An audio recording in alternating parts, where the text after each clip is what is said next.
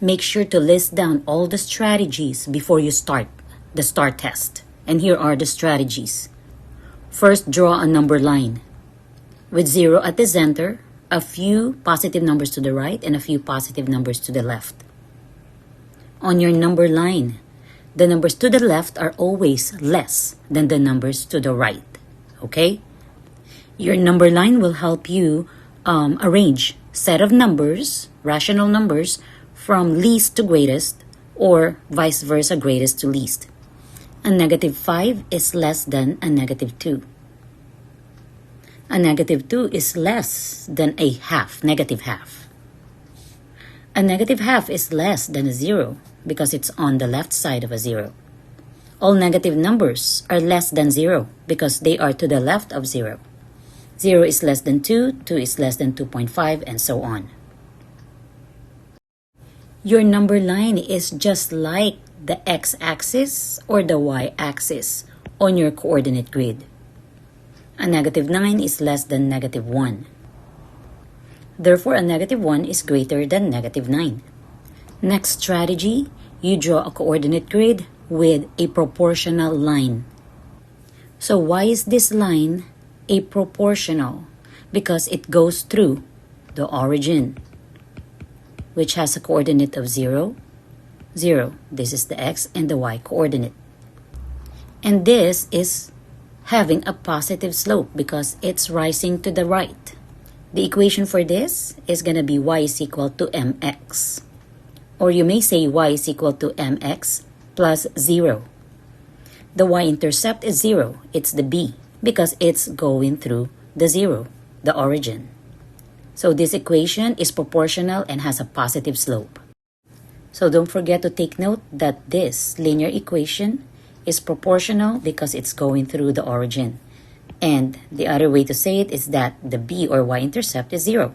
It's proportional, okay? Now the next one, what about if it's not going through the origin? It's now what we call non-proportional, wherein b or the y-intercept will be higher than 0 or less than 0, like a negative number.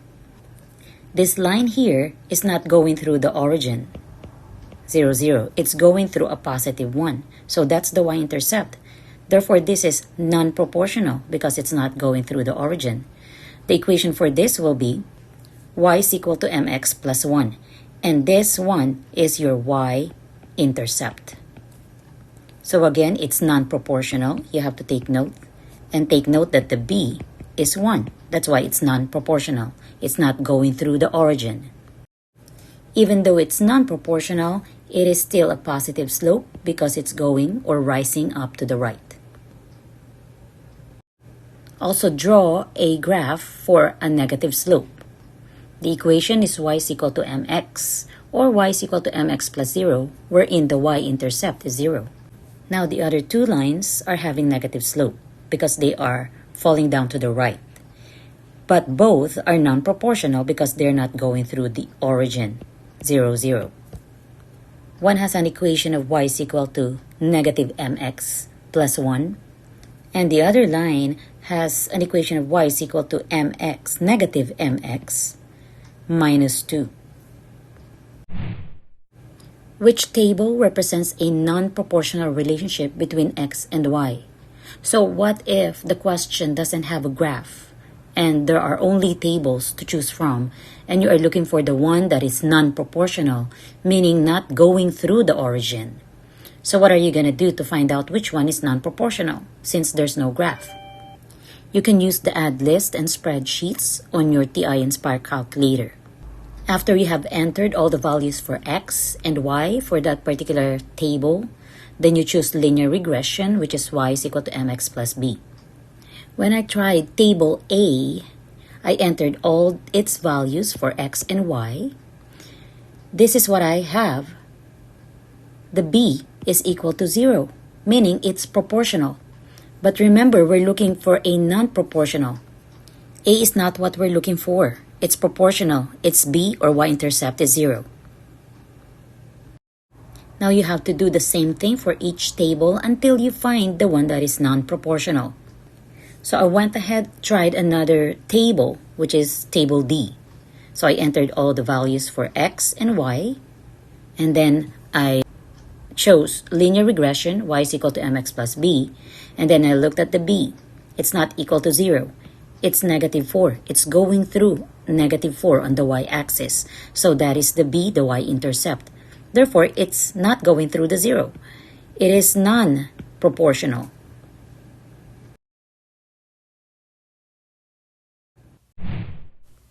The graph of a linear function is shown on the coordinate grid. What is the slope of the graph of this function in decimal form? Remember that a slope is the steepness of a line. The formula is y2 minus y1 divided by x2 minus x1, or rise over run. Always copy down and take down notes. Copy the coordinates that are given so you can mark them or label them. Then substitute. Double check your numbers before you enter them in your calculator.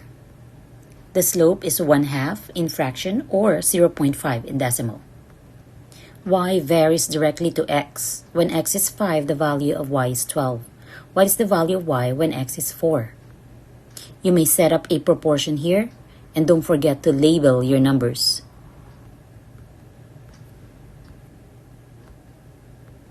Cross multiply, then divide by the other number. Then you'll find the value of the y.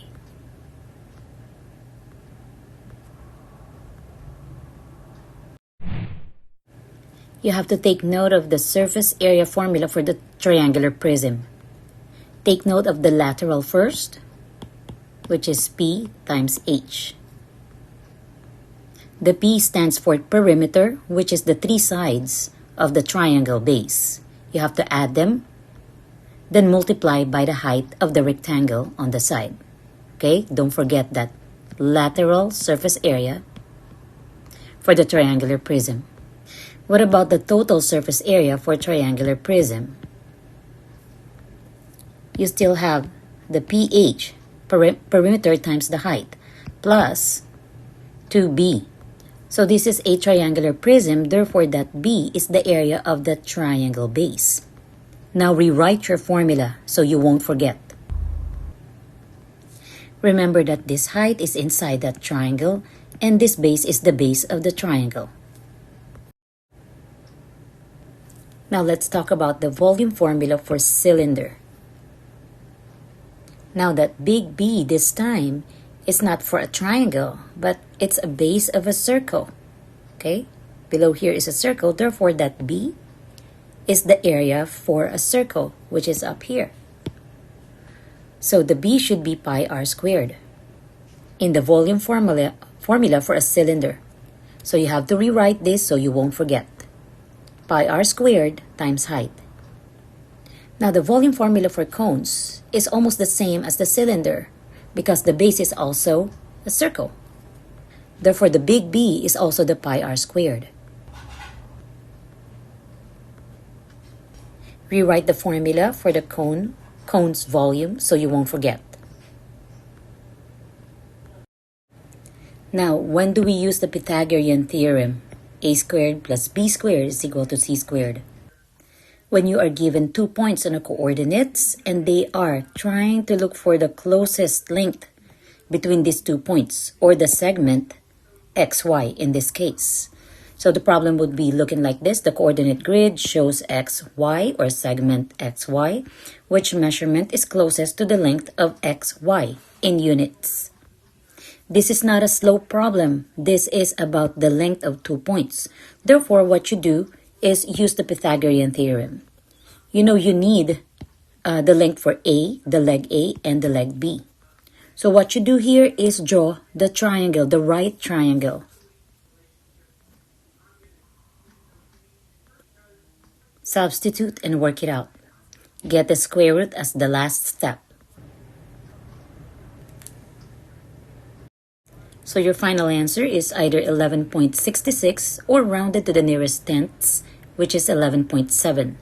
So remember that C is your ramp, or sometimes called hypotenuse, or the C. Okay?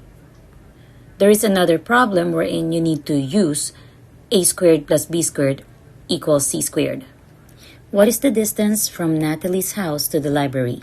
This is another type of problem that you might see on the test, wherein you have to find the distance from 2 points. In this case, it's a real-life situation from the house to the library.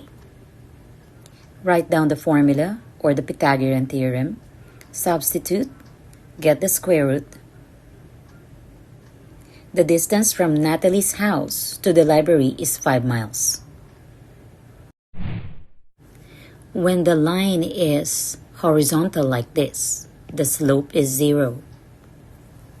But when the line is vertical like this, then the slope is undefined. You can always find the slope of a line, the steepness of a line, by finding 2 points and using the slope formula. If the numbers are not complicated, you can do rise over run and write your slope as a fraction in simplest form. The y-intercept is easy to find when you have a graph. If not, you can always solve for b by substituting the y, the slope, and the x in the equation y is equal to mx plus b. Then solve for the b. Positive slope when it's rising to the right. Negative slope when it's falling to the right. Types of transformations. Translation, preserve congruence.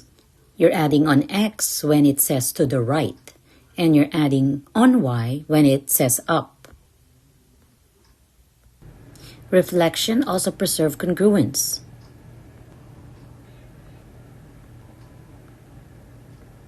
When it's counterclockwise for 90 degrees, just switch it with the negative y, x.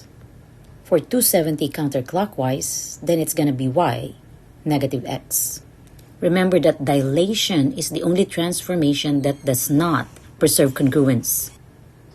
A scale factor that is less than 1 whole will make a smaller figure, and a scale factor that is greater than 1 whole will create a bigger figure. So don't forget all this. Please go over this video again and review, okay? Good luck on your test!